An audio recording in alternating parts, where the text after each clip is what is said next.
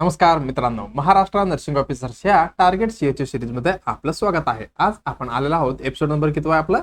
आज असणार आहे किती? 56. ज्यांनी पण पहिल्यांदा बघत आहे त्यांनी सुरुवात करायचं आहे पहिल्यापासून 56 पर्यंत. ओके, चला मग ह्याच्यामध्ये आपण काय काय बघणार आहे टार्गेट सीएचओ सिरीज मध्ये.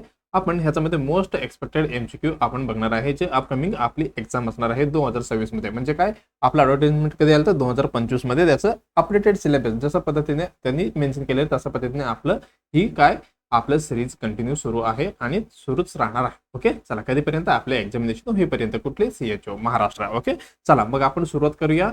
ही सिरीज आपण कोण कोण घेत आहे? मी आणि माझ्यासोबत असणार आहे अमोल सर. आपण दोघांनी कसं अल्टरनेटिव्ह ही सिरीज कंटिन्यू ठेवणार आहे. ओके, चला मग आपण सुरुवात करणार आहे एपिसोड नंबर 56. त्याचा अगोदर तुम्हाला काय करायचंय, ओके, व्हिडिओला लाईक करायचंय आणि कॉमेंटमध्ये तुम्ही फीडबॅक देऊ शकता.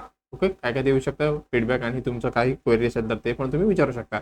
आणि तुमचं ते मित्रमैत्रिणी कोणी पण असो, ओके, नर्सिंग रिलेटेड कोणी असेल तर त्यांना पण ही आपली चॅनल रेफर करा बरं का. आणि काय त्यांना फायदा होणार आहे. आणि सबस्क्राईब करायला विसरायचं नाही आणि बेल आयकॉन पण दाबायला विसरायचं नाही. ओके, चला मग आपण काय करूया, सुरुवात करायचं आहे. आपली पहिला क्वेश्चन जे मी तुम्हाला लास्ट एपिसोडमध्ये 58 एपिसोडमध्ये तुम्हाला सांगितलं बाबा, काय ह्याची उत्तर कॉमेंटमध्ये करायचं आहे. ओके, चला काय काय म्हणते बघा क्वेश्चन. Indicator for assessing. बघा काय इंडिकेटर आहे जे असेसिंग करताय, म्हणजे असेसमेंट करताय कशासाठी? The health status of the country. जे आपल्या देशाचे भविष्य नाही म्हणजे काय, आरोग्य बघताय. Health status of the country include all except, म्हणजे खाली दिलेल्या सर्व आहे. कुठली दिली ऑप्शन मध्ये? मॉर्टॅलिटी, मॉर्बिडिटी, फर्टिलिटी आणि इमिग्रेशन. ओके, असं 4 ऑप्शन आपल्याला दिलेले आहे. त्याच्यामध्ये एक्सेप्ट म्हटलेलं म्हणजे काय, एक नाहीये, म्हणजे कुठली नाही आपल्याला हुडकायचं आहे. बघा, मॉर्टॅलिटी, मॉर्बिडिटी, फर्टिलिटी आणि इमिग्रेशन. मग आपण काय थोडक्यात बघूया ह्याची मिनिंग, बाबा ह्याचा अर्थ काय. मग त्याचे हेल्थ स्टेटसचे रिलेटेड कुठले आहे आणि कुठले नाहीये, म्हणजे कोणता नाहीये, एकच नाहीये, जे कुठलं नाहीये आपण बघणार आहात. पहिलं कुठली होतं? मॉर्टॅलिटी. काय होतं? मॉर्टॅलिटी. कलर बदलले का? ओके, हे ब्ल्यू. ओके, ते आपलं ब्लॅक यूज करूया. ओके, चला मॉर्टॅलिटी म्हणजे काय, ही इंडिकेट करतो, काय इंडिकेट करतो? डेथ रेट्स इन कशामध्ये? इन पॉप्युलेशन मध्ये इंडिकेशन करतो. Death rates in the population मध्ये म्हणजे किती लोक मेलेले आहेत हे इंडिकेट करणार आहे. कुठली? मॉर्टॅलिटी. ह्याच्यामध्ये काय काय इन्क्लूड असतो? MMR, कुठली? Maternal mortality rate. त्याच्यासोबत अजून काय असू शकतो? IMR, इन्फंट मॉर्टॅलिटी रेट, आणि क्रूड डेथ रेट. हे सगळे त्याच्यामध्ये काय रिफ्लेक्ट होणार आहे. हे कसं? हे डायरेक्ट कसं असणार आहे? Direct reflect health condition. हा बाबा, हेल्थ कंडिशन मध्येच म्हणतात ना. हा, काही रिझन असू शकतं ना पेशंटचे. आता समजा तुम्ही म्हणतील ऍक्सिडेंट किंवा भूकंप, ते पण असू म्हणजे ते पण डेथच आहे, पण ते हेल्थ रिलेटेड कसं असू शकते? कुठली तरी डिसीजने मेलेले, आणि एनिमिया झाले, अस्थमा झाले, कॅन्सर झाले, एड्स झाले, TB झाले. हे सगळे मॉर्टॅलिटी ही हेल्थ इंडिकेटर म्हणजे काय, जे पेशंटचं किंवा आपल्या कंट्रीमध्ये जे पॉप्युलेशन आहे त्यांचं हेल्थ अफेक्ट झालेलं म्हणून डेथ होतं, याचे इंडिकेट होतं. म्हणजे काय, रिफ्लेक्ट, डायरेक्ट रिफ्लेक्ट हेल्थ कंडिशनला रिफ्लेक्ट होणार आहे. ओके, त्याच्यामध्ये अजून काय म्हणू शकतो? हेल्थ कंडिशन मध्ये पहिले कुठले quality of care, quality of care कशा पद्धतीने आपण क्वालिटी केअर देतो का नाही याच्यावरती पण डिपेंड असतो. अजून काय म्हणू शकतो? लिव्हिंग स्टँडर्ड्स ऑफ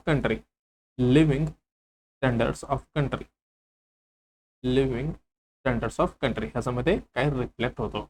कशामध्ये? ही मॉर्टॅलिटीमध्ये. ओके, चला टी आलं की लक्षात घ्यायचं काय, डेथ झाले. आणि बी आलं की इथे डी आहे बघा, डी म्हणजे आलं की डिसीज लक्षात ठेवायचं तुम्हाला. मॉर्बिडिटी. आता नेक्स्ट कुठले? मॉर्बिडिटी. डी म्हणजे काय? डिसीज म्हणजे काहीतरी इलनेस आले पेशंटला. रेफर काय करतो हे डी. ओके, हे काय करणार आहे? इलनेस किंवा अजून काय म्हणू शकतो आपण? डिसीज इंडिकेट म्हणजे काय, रेफर करणार आहे. Sorry, disease. कुठले? इलनेस और डिसीज. हे काय असणार आहे? ही प्रेझेंट असणार आहे पॉप्युलेशन मध्ये, इन पॉप्युलेशन मध्ये रेफर करतो पॉप्युलेशन मध्ये. ओके, एवढं झालं. मग ह्याच्यामध्ये अजून काय काय असू शकतो? त्याच्यामध्ये असणार आहे इन्सिडेंट्स आणि it include. Okay, it include याच्यामध्ये अजून कुठली असणार? ते इन्सिडेंट्स आणि प्रिव्हलन्स याच्यामध्येच असणार आहे. इन्सिडेंट्स आणि प्रिव्हलन्स. इन्सिडेंट्स म्हणजे काय, ऑलरेडी मी तुम्हाला खूप वेळा सांगितलं, एकदम येणार आहे. प्रिव्हलन्स याच्यामध्ये ओल्ड आणि कुठले मध्ये? इन्सिडेंट्स मध्ये सडन जे आउटब्रेक होते, हे दोन्ही ह्याच्यामध्ये असणार आहे. Okay, prevalence in population. Okay, एवढं लक्षात आलं हे ह्याच्याबद्दल. ओके, याच्यामध्ये अजून कुठली? जे आपलं कम्युनिकेटेड आपली कम्युनिकेटेड आणि नॉन कम्युनिकेटेड डिसीज पण असतं बरं का. कम्युनिकेटेड आणि नॉन आपण एनसीडी लिहूया. काय नॉन कम्युनिकेटेड कम्युनिकेटेड लिहिलं का कम्युनिकेबल बरं का. कम्युनिकेबल ओके, काही प्रॉब्लेम नाही. तरी पण तुम्हाला समजून घ्यायचं आहे बाबा. अरे कुठं गेलं.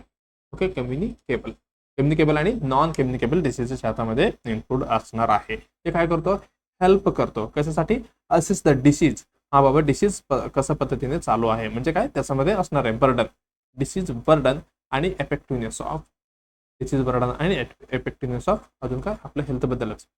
हेल्थ सर्व्हिसेस आपण कसं देतो ही ह्याच्यामध्ये करणार आहे. कशामध्ये, मॉर्बिडिटीमध्ये. मॉर्टॅलिटी म्हणजे डेथ, मॉर्बिडिटी म्हणजे इलनेस, एवढं लक्षात ठेवायचं आहे. नेक्स्ट कुठली, फर्टिलिटी. फर्टिलिटी म्हणजे तुम्हाला लक्षात आहे, मला माहिती आहे कुठली, फर्टिलिटीमध्ये काय इंडिकेटर होणार आहे, ही रेफर करणार आहे. रेफर्स टू काय, बर्थ रेट इंडिकेट करतो. बर्थ रेट म्हणजे किती संख्या आपलं वाढत आहे. अजून कुठली, बर्थ रेट आणि रिप्रोडक्टिव्ह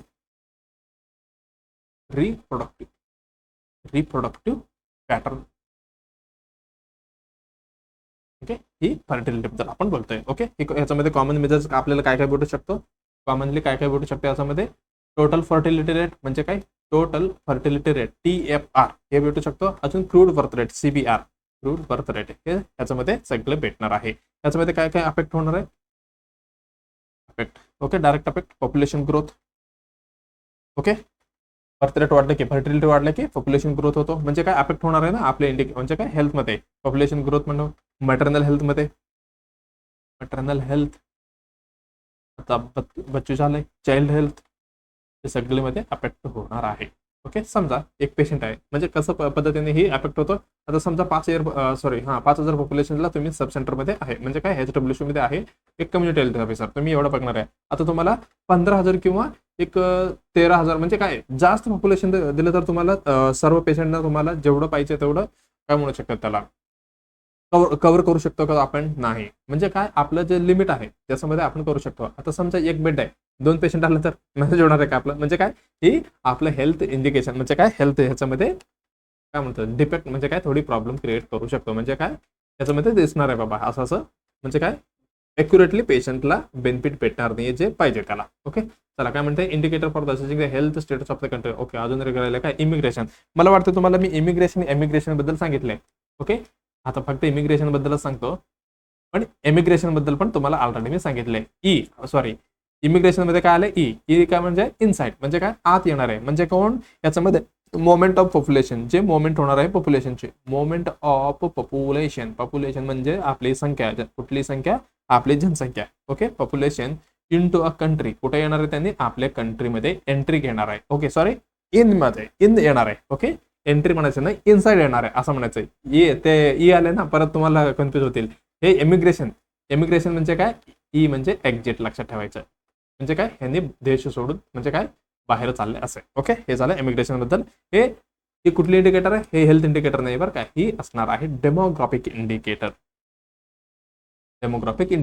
हे CH सिरीज मध्ये ऑलरेडी झालेलं आहे. ओके, लक्षात आलं का, रिव्हिजन करायचं पटकन तुम्हाला. ओके, डेमोग्राफिक इंडिकेटर असणार आहे. हे आपलं हेल्थ रिलेटेड काही रिफ्लेक्ट करत नाही, नॉट रिफ्लेक्ट टू कुठली डिसीज बर्डन असो, डेथ आणि बर्थ बद्दल काही सांगत नाही. डेथ आणि हेल्थ सर्वे असो, हेल्थ क्वालिटी बद्दल काही सांगत नाहीये. ओके, कुठली ती इमिग्रेशन, तुम्हाला लक्षात ठेवायचं इमिग्रेशन आणि इमिग्रेशन. ओके, चला एक स्लाइड आहे काय म्हणते बघा, mortality, morbidity, fertility, immigration. Mortality म्हणजे मी आपण बघितलं आहे. मोर्टिलिटी म्हणजे काय, death in the population, example काय इन्फंट मोर्टिलिटी वगैरे, डेथ रेट वगैरे झालं. मॉर्बिडिटी म्हणजे काय, disease, illness or disease in the population, example tuberculosis, हे सगळे केसेस झालं. आणि फर्टिलिटी मध्ये काय, बर्थ इन पॉप्युलेशन, एक्झाम्पल काय TFR आणि अजून काय क्रुशियल बर्थ रेट CBR पण आपण बघितलं. नंबर ऑफ बर्थ जशा पद्धतीने वाढणार आहे. इमिग्रेशन म्हणजे काय, movement of people into country म्हणजे आत येणार आहे. तेच इमिग्रेशन कुठे गेलं आपलं, हे ई असेल तर. ओके, ई असेल तर काय इमिग्रेशन म्हणजे काय होते, moment of a people exit to country म्हणजे देश सोडून बाहेर चालले असं ह्याचं मिनिंग होतं. ओके, हे सगळं तुम्हाला काय लक्षात ठेवायचं. मॉर्बिडिटी, इलनेस आलं, फर्टिलिटी, बर्थ हे सगळं झालं. ओके, चला मग आपलं उत्तर कुठली आहे, हेल्थ रिलेटेड. काय म्हटलं ह्यांनी, health status of the country he mortality असणार आहे, मॉर्बिडिटी पण असणार आहे, फर्टिलिटी पण असणार आहे, पण नसणार आहे कुठली ही असणार आहे डेमोग्राफिकल इंडिकेटर. मग आपली उत्तर कुठली ही इमिग्रेशन बरोबर जाणार आहे, कारण इथं काय विचारलं होतं आपल्याला एक्सेप्ट विचारलं होतं. डी एकदम आपलं उत्तर बरोबर असणार आहे. ओके चला मग आपण काय करूया आता नेक्स्ट एपिसोडला मग आपल्या एमसीक्यू कडे जाऊया आपण. मला वाटतं इन्सुलिन बद्दल आपण लास्ट ह्याच्यामध्येच बघितलं, तरी पण क्वेश्चन मी म्हटलं होतं का तुम्हाला टाइप्स वगैरे आणू म्हणून. चला ते काय insulin is a given. Okay बघा काय म्हणते insulin is a given. Insulin तुम्ही कोणाला देता सांगा, कोणाला देता तुम्ही? मला माहिती आहे तुम्ही डायबिटीज मध्ये देणार आहे. कुठली? डायबिटीज मेलाटस. याच्यामध्ये पण कुठली टाईप 1 टाईप 2 टाईप 3 असा 3 प्रकार तुम्हाला दिलेले आणि चौथा म्हटलेले नॉन ऑफ द अबव. बघा टाइप्स बद्दल थोडक्यात बघायला गेलं तर मी कालच सांगितलं. काल म्हणजे काय किती आपलं लास्ट प्रिव्हियस मध्ये एपिसोड कधी झालं म्हणजे 54 एपिसोड लास्ट एपिसोड मध्ये वाटते. चला मी तुम्हाला सांगितलं होतं डीएम म्हणजे काय, ही कुठली डिसऑर्डर आहे, ही होतं मेटाबॉलिक डिसऑर्डर. त्याच्यामध्ये कुठली जे आपलं कुठली होते फॅट, अजून फॅट प्रोटीन आणि कार्बोहायड्रेट ही सगळी काय जे मेटाबॉलिक म्हणजे काय मेटाबॉलिझम होणार आहे ह्याच्यामध्ये काय होतंय, ह्याच्यामध्ये डिस्टर्ब होणार आहे.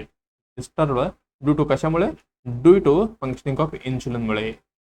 फंक्शनिंग ऑफ इन्सुलिनमुळे. ओके मी ऑलरेडी तुम्हाला याच्याबद्दल सांगितलं. ओके आता आपल्याला काय बघायचं टाइप्स बघायचं बरं का. आपण काय करूया दोन्ही टाइप्स बघूया. याच्यामधले कॉजेस अकॉर्डिंग पण आहेत आणि क्लिनिकल बेसिस पण आहे. थोडक्यात आपण बघूया types of DM. DM according to district magistrate diabetes mellitus. ह्याचं अकॉर्डिंग टू आपण काय बघणार आहे कॉजेस, कशा पद्धतीने ते कॉज होतं आपण बघूया. त्याच्यामध्ये असणार आहे पहिला कुठली प्रायमरी डीएम.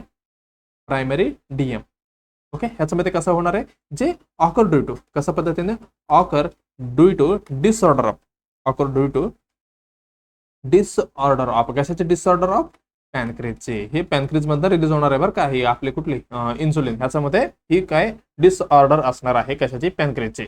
ओके पॅनक्रेज ह्याच्यामध्ये एक्झाम्पल काय सांगू शकतो आपण क्रोनिक पॅनक्रेटायटिस. क्रोनिक पॅनक्रेटायटिस एक झालं आणि पॅनक्रेटिसचा कॅन्सर असो पॅनक्रेटिक कॅन्सर हे असेल तर ह्याच्यामध्ये ह्याला आपण काय म्हणतो म्हणजे काय जे इन्सुलिन म्हणजे काय जो कारखाना म्हणजे काय जे प्रोडक्शन होणार आहे किंवा सिक्रेशन होणार आहे आपलं पॅनक्रेट जे आता त्यालाच काय झालंय आजारी पडला तो, मग तो त्याचं काम करणार आहे का नाही. मग ह्याच्यामध्ये कॉजेस मध्ये काय प्रायमरी डायबिटिक म्हणजे काय डायबिटीज मेलाटस होणार आहे. हे झालं प्रायमरीचं कॉज. आता दुसरे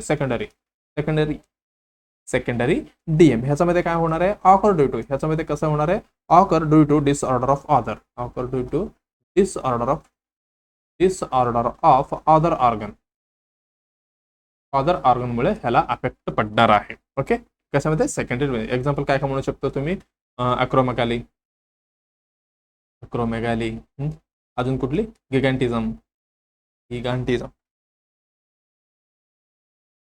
असो सिस्टिक फायब्रोसिस अजून कुठली सगळे ह्याच्यामध्ये काय होणार आहे म्हणजे काय जे पॅनक्रिजचं म्हणजे काय त्याच्यामुळे नाही जे दुसरे ऑर्गनमुळे इथे अफेक्ट होणार आहे. अजून कुठले कुशिंग शटर हे सगळं ह्याच झालं. आता राहिलं कुठलं हे झालं प्रायमरी आणि सेकंडरी. अजून एक तुमचं फेवरेट कुठली फेवरेट म्हणजे कुठली गेस्टेशनल डीएम. ही कधी होणार आहे ही फक्त प्रेग्नन्सी मध्ये होते. गेस्टेशनल म्हणजे काय प्रेग्नन्सी मध्ये ऑकर ओनली इन कधी इन किंवा ड्युरिंग प्रेग्नन्सी मध्ये ड्युरिंग प्रेग्नन्सी मध्ये होणार आहे. कशामुळे होणार आहे due to effect of hormones. जे कुठले हॉर्मोन असणार आहे प्रेग्नन्सी मध्ये हॉर्मोन्स. ओके जे असणार आहे इस्ट्रोजन प्रोजेस्ट्रॉन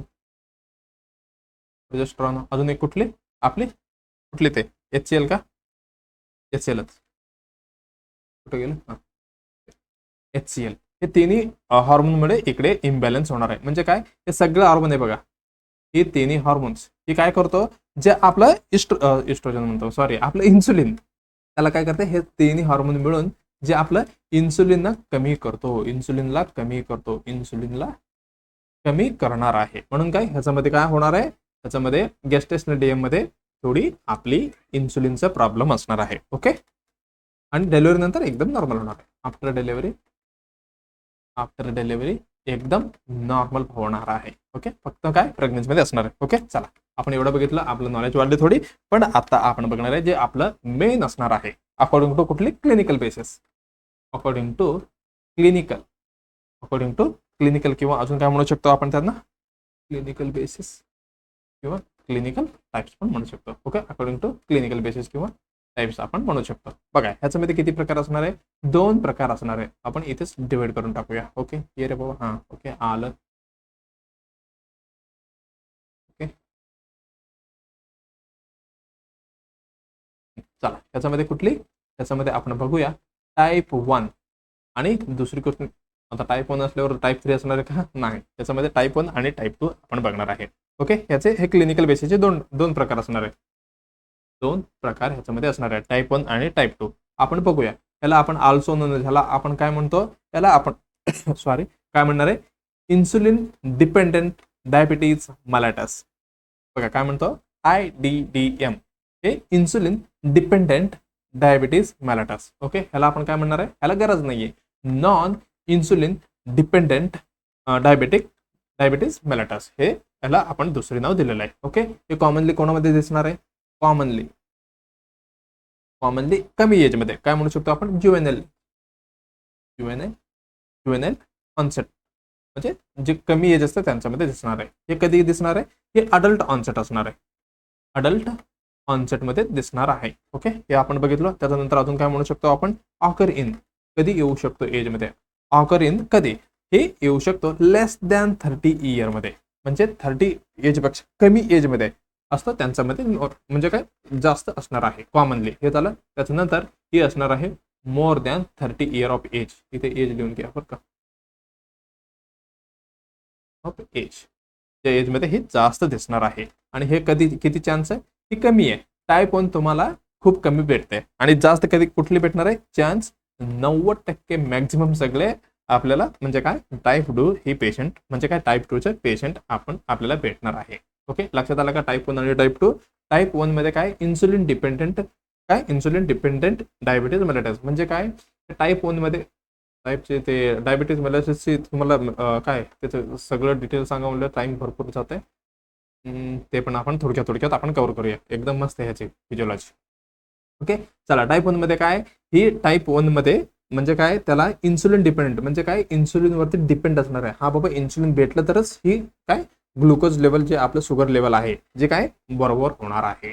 कधी, टाईप 1 मध्ये. इथं काय म्हटले, नॉन इन्सुलिन डिपेंडेंट. मला वाटते तुम्हाला लक्षात आलं असेल. क्वेश्चन काय होतं आपलं, इन्सुलिन इज गिवन इथं, आपण कुठल्या डिसीज मध्ये इन्सुलिन देतो. ओके, लक्षात आलं काय, हे कुठले असणार आहे, ही एंडोजिनियस. बघायला काय म्हणतो मी, एंडोजिनियस इन्सुलिन असणार आहे का ह्याच्यामध्ये, लक्षात आलं का, ह्याच्यामध्ये नसणार आहे, अब्सेंट. म्हणजे काय, जे पाहिजे होतं इन्सुलिन ह्याच्यामध्ये असणार आहे का, नाही. इथं काय, इथं प्रोडक्शनच कमी असणार आहे. लक्षात आलं का, टाईप 1 मध्ये इन्सुलिन प्रोडक्शन किंवा सिक्रेशन कमी असणार आहे. मग कमी असलं तर, आता समजा तुम्हाला भूक किंवा काय म्हणू शकतो आपल्याला, तुम्हाला 10 रुपये पाहिजे किंवा तुम्हाला काहीतरी लागतंय, मग ते तुम्ही कमी असल्यावर तुम्ही घेणार ना. आता भूक लागले किंवा पोट भरले तुमचं, आता तुम्ही खाणार आहे का, नाही. म्हणजे काय, तुमच्याकडे सफिशियंट आहे, ज्यावेळी नसणार त्यावेळीच घेणार. म्हणजे काय, ह्याच्यामध्ये काय होणार आहे, म्हणजे काय माझ्या म्हणजे काय म्हणायचं मिनिंग एवढीच आहे बाबा, काय ह्यांच्याकडे टाईप 1 मध्ये काय इन्सुलिन प्रोडक्शनच होत नाही, मग आपण वरनं द्यावं लागते. एंडोजिनियस इन्सुलिन काय ऍब्सेंट आहे, मग आपल्याला बाहेरनं द्यावं लागते. म्हणजे काय म्हणू शकतो आपण, एक्झोजिनियस इन्सुलिन कसं असणार आहे, रिक्वायर्ड असणार आहे. इथे रिक्वायर्ड असायला पाहिजे, म्हणजे काय गरज आहे त्यांना. आता एंडोजिनियस, इथं एंडोजिनियस इन्सुलिन कसं असणार आहे, इथं अब्सेंट असणार आहे का, नाही. इथं असणार आहे, म्हणजे प्रेझेंट असणार आहे. फक्त इथे रिसेप्टरचे प्रॉब्लेम असते, म्हणजे जशा पद्धतीने जे सेलमध्ये जायला पाहिजे होतं ग्लुकोज शुगर, ब्लड शुगर जे लेवल आहे सेलमध्ये घुसायला पाहिजे होता, पण रिसेप्टरचे काही प्रॉब्लेममुळे ही ब्लडमध्येच फिरणार आहे. मग ह्याला गरज आहे का, नाही. एक्झोजिनियसची गरज नाहीये, एक्झोजिनियस इन्सुलिनची रिक्वायरमेंट नॉट, सॉरी इथे तुम्हाला दिसत नाहीये. ओके, इथं बघा मी काय लिहिलं, एंडोजिनियस इन्सुलिन प्रेझेंट असतो, म्हणून काय एक्झोजिनियस इन्सुलिनची गरज नाहीये. ओके, मला वाटतं तुम्हाला लक्षात आला असेल. चला मग आपण जाऊया तिकडे. इन्सुलिन इज अ गिवन, आपण इन्सुलिन कुठल्या डिसीज मध्ये देणार आहे, म्हणजे काय टाईप 1 डीएम मध्ये, टाईप 2 डीएम मध्ये, टाईप 3 असलं काही नाहीये बरं का आपल्याकडे. ओके, चला नन ऑफ द अबव नाही, टाईप 1 आणि टाईप 2 मध्ये द्यायचं आहे. ज्या पेशंटमध्ये इन्सुलिन नसतो, म्हणजे काय एंडोजिनियसली सिक्रेशन किंवा प्रोडक्शन नाही होणार, ज्या पेशंटमध्ये आपल्याला द्यायचंय. कुठल्यामध्ये नव्हता? इन्सुलिन इज टाईप 1 मध्ये नव्हता, म्हणजे काय प्रोडक्शन होत नव्हते. मग आपण देणार आहे इन्सुलिन 1 मध्ये काय देणार आहे? इन्सुलिन देणार आहे. मग टाईप 2 मध्ये आपण हे रिसेप्टरचे सगळं कामं काय आपण टॅबलेट देऊन करणार आहे. कुठली टॅबलेट वगैरे इफ नीड असेल तर, गरज असेल तर ह्याच्यामध्ये पण आपण देऊ शकतो, पण मॅक्झिमम म्हणजे काय मोस्ट कॉमनली आपण टाईप 1 मध्ये देणार आहे. मग आपले पहिलं उत्तर एकदम बरोबर असणार आहे. स्लाइड मध्ये काय म्हणते बघा. चला, types of the diabetic mellitus type 1 DM IDDM झालं, इन्सुलिन डिपेंडेंट असणार आहे. त्याच्यामध्ये काय auto immune destruction of the beta cell मध्येच इन्सुलिन तयार होतो. ऑलरेडी हे पण मी सांगितलेलं आहे. हे काय ॲब्सोल्यूट इन्सुलिन डेफिशियन्सी ह्याच्यामध्ये भरपूर कमी असणार आहे. क्लिनिकल फीचर्स काय पॉल्युरिया, पॉलिडिप्सिया, वेट लॉस. हे झालं का ट्रिपल पी. ओके, हे झालं वेट लॉस आणि केटोसिस असणार आहे. ट्रीटमेंट काय इन्सुलिन थेरपी. ह्याच्यामध्ये पण प्रकार आहे. लॉंग कुठली रॅपिड, शॉर्ट, लॉंग टेक्निक वगैरे. ओके, ह्याच्यामध्ये डाईट, एक्सरसाइज आणि ग्लुकोज मॉनिटरिंग, पेशंट एज्युकेशन द्यायचं आहे आणि डीके रिस्क हाय असतो ह्याच्यामध्ये. ओके, म्हणजे डायबिटीज किटो ॲसिडिटीसची. म्हणजे जसं पद्धतीने ग्लुकोज नसेल तर म्हणजे काय जे आपलं बॉडीला किंवा आपली प्रत्येक सेलला काय लागते, जे ग्लुकोज आणि ऑक्सिजन लागते. ज्यावेळी इन्सुलिन फक्त ते ग्लुकोज आहे, फक्त ब्लडमध्येच फिरतोय, मग ते सेलला पाहिजे ना, त्या सेलला भेटत नाहीये. म्हणून काय ज्यावेळी परत फॅट मेटाबोलाइज होते. ओके, चला, हे सगळे खूप पुढे झाला. ओरल ड्रग नॉट इफेक्टिव्ह, ह्याच्यामध्ये इफेक्टिव्ह नसणार आहे. टाईप 2 मध्ये काय म्हणते बघा, इन्सुलिन रेजिस्टन्स असतो, म्हणजे काय जे सेलमध्ये रिसेप्टरची प्रॉब्लेम असतं आणि ओबेसिटीमध्ये आणि रिलेटिव्ह इन्सुलिन डेफिशियन्सी असतो. बाकी क्लिनिकल फीचर्स फॅटिक आणि फ्रिक्वेंट इन्फेक्शन आणि ब्लड डिजन असू शकतो. ट्रीटमेंटमध्ये काय लाईफस्टाईल चेंज करायचे, diet and exercise, oral medication वगैरे, मेटफॉर्मिन वगैरे इकडे द्यायचं आहे. इन्सुलिन पण देऊ शकतो इफ नीडेड, भरपूर झाला तर. की पॉईंट्स काय म्हटलं बघा, इन्सुलिन डिपेंडेंट पहिला असणार आहे, ही लाईफस्टाईल आणि ओरल ड्रगमध्ये कव्हर होऊन जातं. ओके, मेटफॉर्मिन ही फर्स्ट लाईन असणार आहे टाईप 2 मध्ये. ओके, लक्षात आलंय का? मग आपलं उत्तर कुठली? टाईप 1 ह्याच्यामध्ये आपण काय देणार आहे? इन्सुलिन देणार आहे. ओके, पहिलं ऑप्शन एकदम आपलं बरोबर असणार आहे. ओके, चला आता नेक्स्ट एमसीक्यूकडे आपण कल्टी मारायचं आहे. असलं तर काय आपण हे असणार आहे आपलं main target population. Main target ह्याने असणार आहे. कशासाठी? टार्गेट फॉर फॅमिली प्लॅनिंगसाठी. ओके, फॅमिली प्लॅनिंग मध्ये सर्व येतात. ओके, आता तुम्हाला फॅमिली प्लॅनिंग म्हणजे फक्त असं नाही की मी फक्त पिल्स देणार असं नाही, त्याच्यामध्ये पण कुठले असते, स्टरलायझेशन पण असते, परमनंट आहे, अजून टेम्पोररी आहे, त्याच्यामधले सगळे आहेत. पिल्स आहे, आयुडी आहे, इम्प्लांटेशन, इंजेक्शन, हे सगळ्याला कॉमनली काय आपल्याला मॅरिड कपल 2 किंवा 3 चाइल्ड आहे त्यांना मेन टार्गेट आपल्याला करायचं आहे. ओके, आता ह्याच्यामध्ये आपल्याला काय ही मदत करतो. कुठले? ईसी म्हटलं की पटकन लक्षात यायला पाहिजे. ईसी म्हणजे काय? Eligible couple. Okay, eligible couple तुम्हाला माहिती आहे म्हणजे काय हे जोड्यांचं एज किती असायला पाहिजे? जे फिमेल रिप्रोडक्टिव्ह, जे फिमेल असणार आहे ह्या जोड्यामध्ये फिमेल रिप्रोडक्टिव्ह एज. ओके, किती असायला पाहिजे? मी लास्ट वेळी पण तुम्हाला 2-3 वेळा सांगितलं 15 ते 49. बरं काय, याच्यामध्ये 49च मेन्शन आहे. खूप वेळा तुम्हाला 25 नाही 45 भेटणार, पण तुम्हाला हीच आन्सर मॅक्झिमम काय बरोबर असणार आहे. ओके, किती? 15 ते 49 एवढी लक्षात ठेवा. आणि हे रजिस्टर कुठे असतो? रजिस्टर ॲट सब सेंटरमध्ये असते, मेंटेन बाय एएनएम सिस्टर हे मेंटेन करणार आहे. आणि एव्हरेज पण सांगितलं होतं, एईसीचं एव्हरेज किती असतं?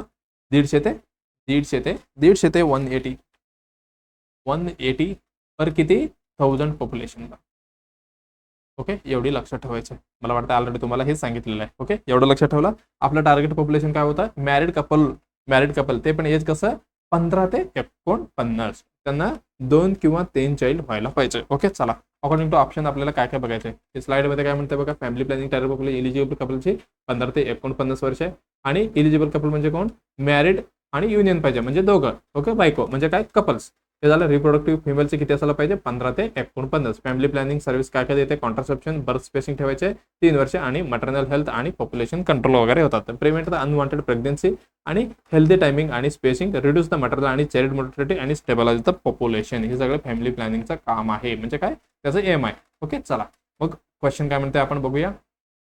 काय म्हणते बघा, which of the following is the main target of the family planning program? Male after fertile age. मेलला फर्टाईल एज आहे का मेलचा? पण ह्याच्यामध्ये मेन असणार आहे फिमेलचा. ओके, मग आपले ही उत्तर आपलं डायरेक्टली चुकलं. आणि वुमन आफ्टर फर्टाईल एज, बरं का, हे आपण होल्डमध्ये ठेवूया. बिना म्हणजे काय बाकीचं ऑप्शन बघून आपण बघूया. चिल्ड्रन बिलो ही तर आपलं कंपल्सरी नसणार आहे. ओके, मग आपलं हे गेलं. आणि मेल आफ्टर फर्टाईल एज असं काय नसते, हे पण गेलं. आता बी ऑप्शनमध्ये काय म्हटलेलं बघा, couple in the fertile age. Okay, आपल्याला मेन टार्गेट इथेच करायचं आहे. जे कपल आहे जे फर्टल एजमध्ये किती 15 ते 49 वर्षामध्ये. मग आपल्याला हे तर आपल्याला ऑप्शनमध्ये भेटलं नाही. कुठली जे आपण बघितलं होतं की जे मॅरिड कपल आहे आणि 2 ते 3 बच्चे ऑलरेडी झालेले त्यांना मेन टार्गेट करायचं होतं. मग ऑप्शनमध्ये ते दिसलं नाहीये. अकॉर्डिंग टू ऑप्शन आपल्याला इथं सेट करायचं आहे. ओके, वुमन आफ्टर फर्टल एज हे पण नसेल तर आपल्याला काय ही ऑप्शन आपण उत्तर दिलो असतं. इन केस ऑफ समजा इथं काय मेल आफ्टर फर्टल एज दिले आणि चिल्ड्रन बिलो 12 इयर दिले किंवा आता चिल्ड्रन बिलो किंवा फिमेल बिलो 15 इयर किंवा असं काहीतरी बिलो 15 वर्ष वगैरे दिलं असलं तर मग आपलं उत्तर डी गेलेलं असतं. पण इथं काय झालेलं आहे ऑप्शन बी मध्ये कपल्स दिलेलं आहे आणि ते पण म्हणजे एसी कपल म्हणजे काय हा बाबा यांना काय यांनी फर्टल म्हणजे काय फर्टिलिटी क्रिएट करू शकते म्हणजे काय त्यांनी इलिजिबल आहे. ओके, चला मग आपले उत्तर जाणार आहे कुठली बी उत्तर आपलं एकदम बरोबर असणार आहे. बरं का, ज्यावेळी तुम्हाला ऑप्शनमध्ये सगळी पद्धतीचं भेटते त्या तुम्हाला हे करावं लागेल, प्रायोरिटी बनवावं लागेल. हा बाबा हे नसेल तर ते, हे नसेल तर ते, म्हणजे काय प्रायोरिटी बनवायला यायला पाहिजे तुम्हाला बनवण्यासाठी. बघा हे तर काय मेल आफ्टर फर्टिलिटी होतं, हे पण तुम्ही होल्डमध्ये ठेवू शकत होते आणि हे डायरेक्ट आपण कॅन्सल करत होतो. ओके, हे वुमन आफ्टर फर्टिलाइज ह्याच्यामध्ये तुम्हाला कपल असलं तर मोस्ट फायदा ठरला असतो, पण कपल इथे ऑप्शनमध्ये आहे म्हणून आपण डायरेक्टली कुठे बी ऑप्शनला डायरेक्टली टिक केलेलं आहे. ओके, चला मग आपण आपलं उत्तर बी एकदम बरोबर असणार आहे. आता नेक्स्ट क्वेश्चन काय म्हणते आपण बघूया. चला काय म्हणते फॉर CHO महाराष्ट्रासाठी ओके आणि RRB साठी DMER साठी बघा काय त्रिशूल सिरीज चालू आहे आणि ब्रह्मास्त्र चालू आहे आणि त्याच्यासोबत काय हे ऑलरेडी आपण PYQ ऑलरेडी डन केलेलं म्हणजे काय सगळी कंप्लीट झालेलं आहे आणि जे DMER साठी तयारी करते आणि DHS साठी तयारी करते त्याच्यासाठी पण PYQ अवेलेबल आहे. म्हणजे 2023 मध्ये झालेले सर्व क्वेश्चन मी आपण पेपर अनालिसिस केलेलं आहे, ते पण तुम्हाला बघून घ्यायचे. इव्हन तुम्ही DMER आणि DHS साठी प्रिपरेशन करत असेल तर, नॉर्सेट साठी पण करत असेल तर बघा नॉर्सेट मध्ये पण आपलं नर्सिंग तेच येणार आहे. ओके, चला मग चला आपण नेक्स्ट क्वेश्चन काय म्हणते आपण बघूया. The concept of primary health care are recommended by. जे कॉन्सेप्ट आहे कुठली प्रायमरी हेल्थ केअरचे ओके हे रिकमेंडेड कोणी केलेलं आहे? Government of India, WHO, RBI आणि वर्ल्ड बँक ह्याच्यामध्ये कुठली केलेलं आहे आपल्याला बघायचं आहे. मग आपण पहिला काय बघूया PHC म्हणजे काय प्रायमरी हेल्थ सेंटर नाही, प्रायमरी हेल्थ केअर. PHC म्हणजे काय primary health care, primary health care. मग प्रायमरी हेल्थ केअर म्हणजे काय हे तुम्हाला विचारू शकतात. याच्यामध्ये आपल्याला काय द्यायचं आहे एसेन्शियल हेल्थ केअर द्यायचं आहे. एसेन्शियल हेल्थ केअर कोणाला जे इंडिव्हिज्युअल आहे किंवा family health care made universally कोणाकोणाला जे एक्सेसेबल टू इंडिव्हिज्युअल. बघा जे एसेन्शियल हेल्थ केअर आहे जे आपल्याला युनिव्हर्सली सगळ्यांना द्यायचं आहे. जो कोणी आहे इंडिव्हिज्युअल आणि त्यांच्या फॅमिलीला इन द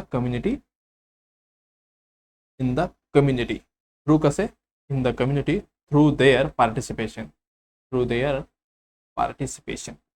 ओके पार्टिसिपेशन ते पण कुठे at a cost of community किंवा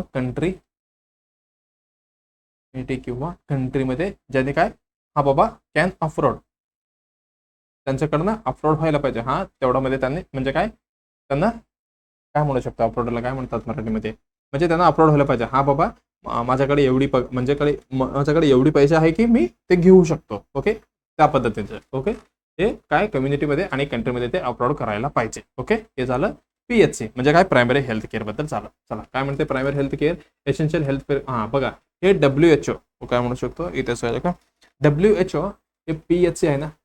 ओके WHO आणि अजून कुठली युनिसेफ हे दोघांनी मिळून रिकमेंडेशन हे दोघांचं स्पॉन्सरशिपमुळे कुठे अल्मा आटा हे लक्षात ठेवा बरं का. अल्मा आटा इथे दिले बघा हे कुठे गेलं अल्मा आटा कधी आलं हे 19 कुठं गेलं हा अल्मा आटा हे 1978 मध्ये एक काय म्हणतात त्याला कॉन्फरन्स झालते कुठली इंटरनॅशनल कॉन्फरन्स ऑन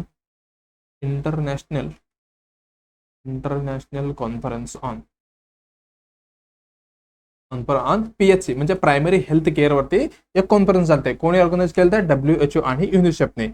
हे तुम्हाला कन्फ्युज होत असेल 1978 मध्ये हे कॉन्फरन्स झालते. अल्मा आटा हे कुठे येते हे कुठल्या देशात येते जे आपल्या देशाच्या वरती कुठे आपलं भारत नंतर पाकिस्तान नंतर जे एक हे बघा काय म्हणतात त्याला रशियाचे डिवाइड झाले, कुठली ते उझबेकिस्तान, कझाकिस्तान, ते स्थान आहे बघा, त्याच्यामधला एक देश आहे, कुठे लिहू मी, कझाकिस्तान.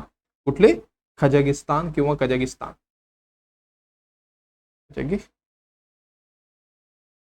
त्या देशामध्ये अल्मा आटा ही काय, म्हणजे अल्मा आटा ही काय तिथं जागा, तिथे काय हे कॉन्फरन्स झाली, कुठली, international conference on primary health care. कोणी ऑर्गनाईज केलं ते, WHO आणि युनिसेफ वाले. ओके, कधी 1978 मध्ये, ज्यावेळी काय हे रेकमेंडेशन केले, बाबा असं असं आपल्याला प्रायमरी हेल्थ केअर ही करायचं आहे. बघ काय काय म्हटलेले प्रिन्सिपल त्याच्यामध्ये, इक्विटी आणि कम्युनिटी पार्टिसिपेशन असायला पाहिजे, आणि इंटरकॉस्टल हे काय, कोलॅबोरेशन, अप्रोप्रिएट टेक्नॉलॉजी हे काय, प्रिव्हेन्शन आणि प्रमोशन. ओके, हे पण आहे का, चला ही चारी तर आहेत, इक्विलिटी आणि कम्युनिटी पार्टिसिपेशन आणि इंटरकॉस्टल कोलॅबोरेशन आणि अप्रोप्रिएट टेक्नॉलॉजी, हे लक्षात ठेवायचं. हे झालं त्याचं प्रिन्सिपल. आणि गोल्स काय, हेल्थ फॉर ऑल. ओके, हे लक्षात ठेवा, काय हेल्थ फॉर ऑल हे पण आहे. आणि रिड्यूस मॉर्बिडिटी आणि मॉर्टॅलिटी आणि इक्विटेबल हेल्थ सर्व्हिसेस आणि कम्युनिटी पार्टिसिपेशन, हे सगळं काय प्रायमरी हेल्थ केअरची काय गोल आणि प्रिन्सिपल असणार आहे. आणि key components of the primary health care काय, health education, maternal child care, soft water आणि सेफ वॉटर आणि सॅनिटेशन आणि न्यूट्रिशन, फूड सप्लाय, इम्युनायझेशन आणि डिसीज प्रिव्हेंशन, हे सगळे त्याच्यामधलं की म्हणजे काय कंपोनेंट्स आहे. लेवल ऑफ हेल्थ केअर कसं, प्रायमरीमध्ये सब सेंटर आणि PHC, सेकंडरीमध्ये डिस्ट्रिक्ट हॉस्पिटल आणि सब, हे अजून काय म्हणू शकतो, हे झालं PHC. ओके, ह्याच्यामध्ये CHC वगैरे तुम्ही काउंट करू शकता. हे कुठली, टर्शरीमध्ये मेडिकल कॉलेज आणि एम्स वगैरे ह्याच्यामध्ये येणार आहे. ओके, मला वाटते हे आपलं DMARचं जे पहिला क्वेश्चन होता, जे माझा पहिला व्हिडिओ, त्याच्यामध्ये मी तुम्हाला सांगितलं असेल. ओके, तुम्ही बघितलं असेल तर तुम्हाला लक्षात येते. ओके, चला हे झालं प्रायमरी हेल्थ केअर बद्दल आपण एवढी बघितलेलं. ओके, चला कुठे जा गेलं, सॉरी, WHO, युनिसेफ. ओके, चला the concept of the primary health care वाज रिकमेंडेड बाय, कोणी कोणी केलं तर WHO केलं तर, वर्ल्ड हेल्थ ऑर्गनायझेशन 1948 मध्ये.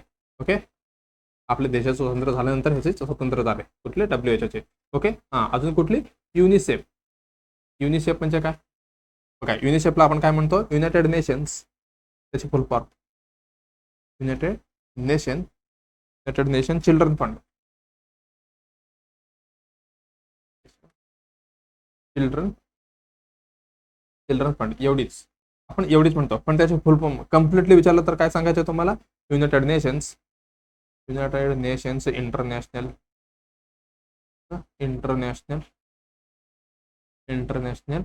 ही म्हणजे चिल्ड्रन्स, ही म्हणजे इमर्जन्सी फंड, एवढी आपण म्हणतो. पण युनिसेफ म्हणजे की युनायटेड नेशन चिल्ड्रन फंड एवढीच म्हणते, पण ओरिजिनली हे असा पद्धतीचे. ओके, गव्हर्नमेंट ऑफ इंडियाने केले का नाही, हे इम्प्लिमेंटेशन केलं आपण. काय केलं आपण, इम्प्लिमेंट केलंय आपल्या देशात. WHO एकदम बरोबर असणार. RBI, reserve bank of India, हे फायनान्शियलचं आहे आपलं भारताचे.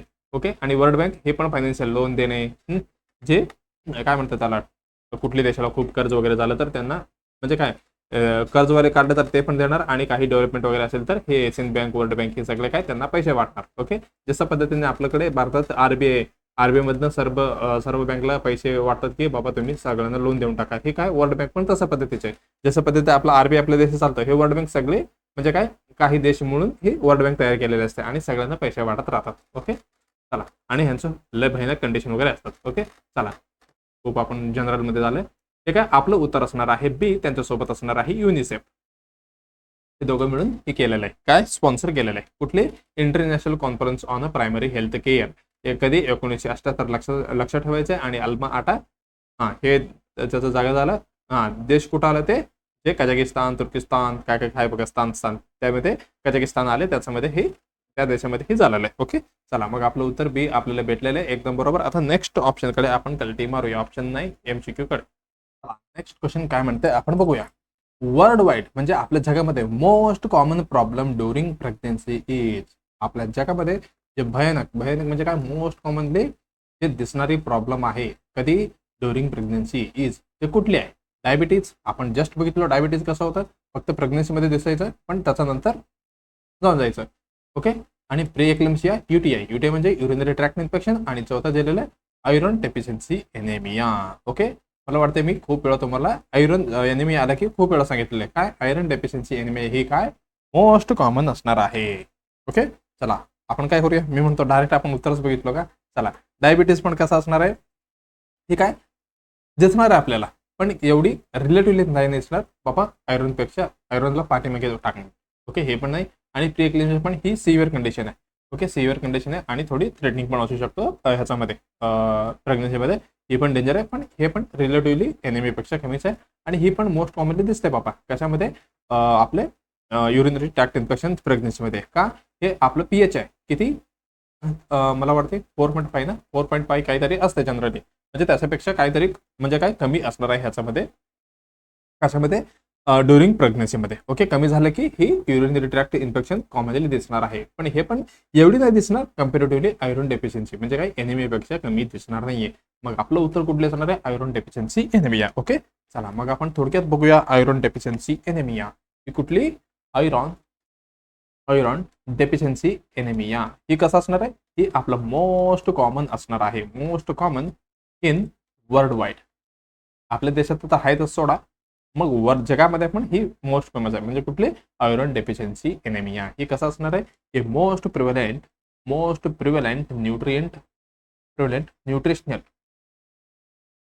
न्यूट्रिशनल आणि अजून काय म्हणू शकतो, मेडिकल प्रॉब्लेम क्रिएट करू शकतो. कधी, ड्युरिंग प्रेग्नन्सीमध्ये. ओके, एस्पेशली कुठे असणार आहे हे, especially in developing countries like आपलं भारत. डेव्हलपिंग कंट्रीज, आपण अजून डेव्हलप नाही झालं, अजून डेव्हलपिंग मध्ये, म्हणजे अजून होणार आहे, म्हणजे काय चाललंय आपला प्रोग्रेस काम, आपण होत आहे असं. ओके, चला ते काय आयरन डेफिशियन्सी एनिमिया आपण बघितलं. ओके, ही ऑकर ड्यू टू कशामुळे झालेलं आहे, occur due to deficiency of iron, जे डेफिशियन्सी झालेलं आहे बॉडीमध्ये, कशाचे, डेफिशियन्सी ऑफ आयरनची. ओके, हे झालं त्याच्याबद्दल. त्याचं इटिओलॉजी, रिझन काय काय, इटिओलॉजी म्हणजे काय, ह्याची रिझन काय काय असू शकतो. त्याच्यामध्ये मेन जे असणार आहे कुठली, आपण जस्ट बघितलं, डिक्रीज द आयरन इंटेक. आपण आयरन इंटेक कमी करणार आहे, इंटेक इन द डाईटमध्ये वगैरे कमी असणार आहे. एक झालं, हे रिझन झालं. आणि अजून काय म्हणू शकतो, पुअर ऑब्झर्वेशन, म्हणजे जेवढं आपण घेतो काय आयरन, पण ते ऑब्झर्व होऊन आपल्या ब्लड सर्क्युलेशनमध्ये जात नाहीये. पुअर ऑब्झर्वेशन ऑफ आयरन कुठनं ऑब्झर्व होणार आहे, ही होणार आहे डिओडनममधनं. डिओडनम काय असणार आहे, ही असणार आहे मॅक्झिमम आयरन ऑब्झर्वेशन इथंच होणार आहे, ऑब्झॉर्प्शन इथनंच होणार आहे. कुठली, डिओडनम. लक्षात आलं का, डॉक्टर लक्षात ठेवायचं, मी तर असंच लक्षात ठेवलं. डॉक्टर म्हणजे काय, जे आयरन आहे कुठे, डिओडनम मध्ये ऑब्झर्व होणार आहे. आणि हे खूप वेळा विचारलेले क्वेश्चन आहे, लक्षात ठेवा बरं का. हे झालं ह्याच्याबद्दल. ओके, हे कॉमनली सीन इन कशामध्ये, कॉमनली सीन इन कशामध्ये, जे हुकवॉर्म इन्फेक्शन वगैरे होतात असे. हुकवॉर्म इन्फेक्शन मध्ये ऑब्झर्व होत नाही, हुकवॉर्म इन्फेस्टेशन. ओके, म्हणून काय देतो आपण, हाल्बेंडाजॉल देतो 400 mg चा. ओके, हे आपण बघितलं. त्याच्यानंतर अजून काय म्हणू शकतो, हे झालं. ओके, एक झालं, दुसरं झालं. आता नेक्स्ट ह्याच्यामध्ये काय, रिपीटेड प्रेग्नन्सी कसं आहे, एकदम रिपीटेड. अजून काय म्हणू शकतो, क्लोज्ड स्पेस्ड प्रेग्नन्सी. ओके, प्रेग्नन्सीमध्ये कसं होणार आहे, ब्लिडिंग तर होणार आहे. ओके, जे नॉर्मल असो किंवा नॉर्मल शक्यतो जास्त होत नाही. आणि सीझर असो. ओके, काय ते सीझन सेक्शनमध्ये किंवा ह्याच्यामध्ये काय, आणि ह्याच्यामध्ये प्रत्येक ह्याच्यामध्ये प्रेग्नन्सीमध्ये काय होणार आहे, हेमोडायलेशन जे एनिमिया होणार आहे. आणि परत जे रिपीटेडली प्रेग्नन्सी असेल तर ह्याची कंडिशन म्हणजे काय, रिस्क वाढणार आहे आयरन डेफिशियन्सी एनिमियासाठी. ओके, हे एक झालं. त्याच्यानंतर रिक्वायर्ड, बघा काय म्हणतो मी, इन्क्रीज द रिक्वायरमेंट जास्त पडणार आहे. कधी, ड्युरिंग प्रेग्नन्सीमध्ये. आता तुम्ही म्हणतील प्रेग्नन्सीमध्ये कसा जास्त पडणार आहे, एक तर तुम्हाला माहिती आहे काय झालेलं आहे, मी आता जस्ट काय म्हटलं, ह्युमोडायलेशन एनिमिया म्हणजे काय, एक्सपेन्शन झालेलं आहे. कुठली, expansion of the maternal blood volume जास्त झालेलं आहे. मग त्याचं कम्पॅरेटिव्हली हे कमी पडणार आहे. कुठली, आयरन. हे एक झालं रिझन. त्याच्यानंतर आता कुठली, युटरसमध्ये कोण आहे, बच्चू आहे, ते डेव्हलपमेंटसाठी, फिटल ग्रोथसाठी पण कमी पडणार आहे. त्याच्यासोबत कुठली, प्लॅसेंटाला पण बोलायचं.